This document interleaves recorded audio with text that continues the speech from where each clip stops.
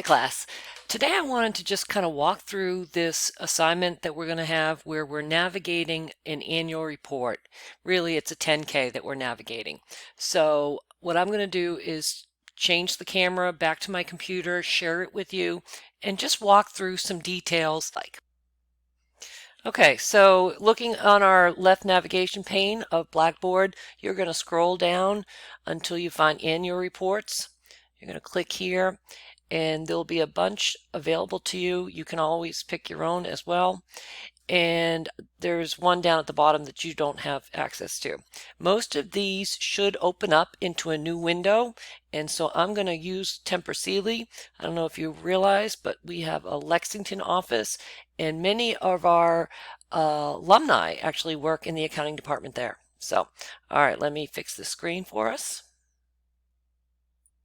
Okay, so here's the first page, and please notice what we see is the company name. You'll see a couple other things. There's your trading symbol, so that's where we could follow it. And there's the exchange where it's listed.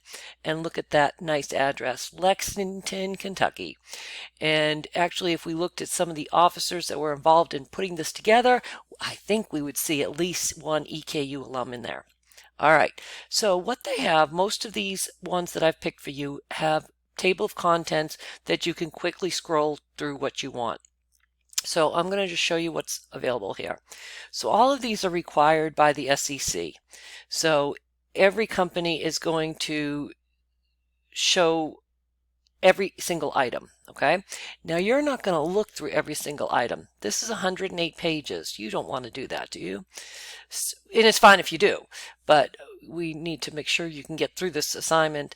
And the main purpose of this is just to get used to working with this and seeing where you can find what you need. Okay, now I'm going to just look at these. You got business, risk factors, some staff comments, properties, legal proceedings. Okay, legal proceedings, yeah, there's going to be stuff in there. Look at item 4, mine safety disclosures. So this is required of the SEC. So what do you think Temper Sealy has for mine safety disclosures? None, okay?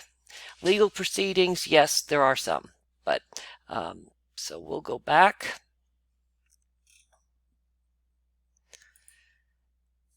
And the items that you're going to be using for our report is item number 6, let's see, item number 7,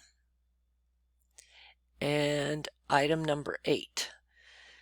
So those are the ones you're going to look at. I'm going to click on item 6 first. Selected financial data is a requirement, and going back 5 years. It's not going to have the full income statement. It's not going to have the full balance sheet. It's just a few key numbers.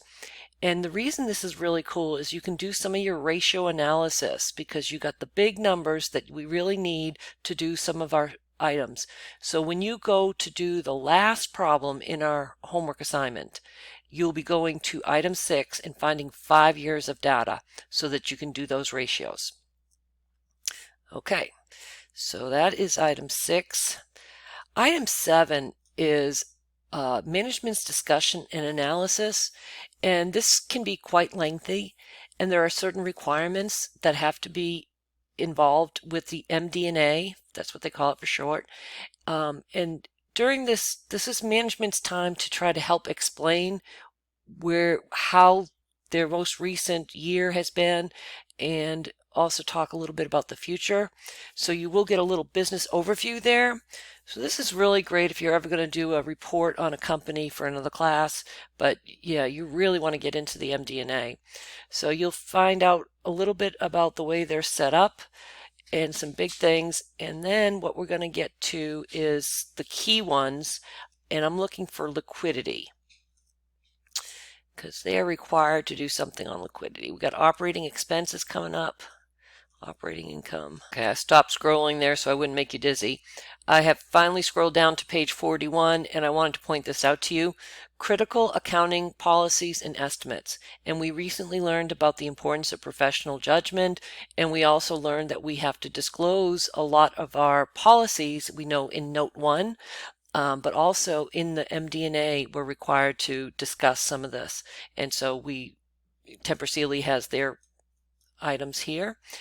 And then I'll pause this again and we'll get down to liquidity. I went back to the first page of item 7 and I've noticed that we have the 4 bullet points here. So this is the order in which we can find things. And so I'm going to stop now and look for the third bullet, expected sources of liquidity for future operations.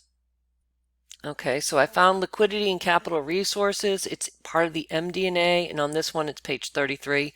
And so they're going to just tell us a little bit about liquidity, and they're pulling information from the statement of cash flows, and they're telling us a little bit about what some big things going on are.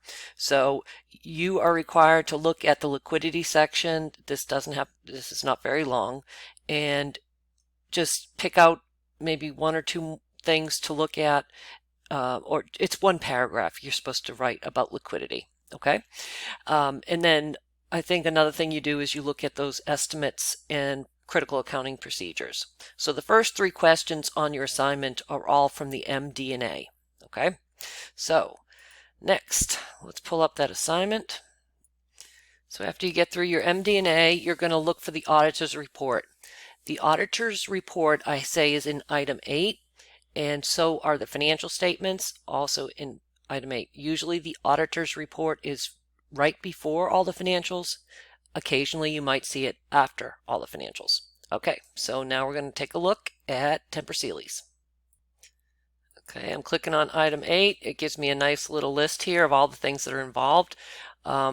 So first thing they list is the report. It's the auditor's report.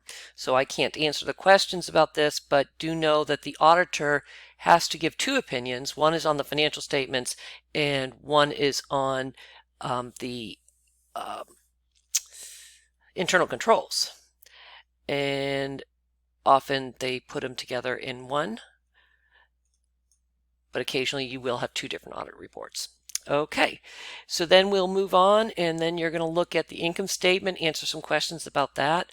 Notice that we have 3 years. The most recent year is on the inner side here, and you're just going to tell us some things about it. Okay, I'm not looking for a lot of detail here. I just want you to lay eyes and think about what you learned in the book and what you see on in actual 10K, and you'll go through and do the same for a balance sheet and statement of cash flows.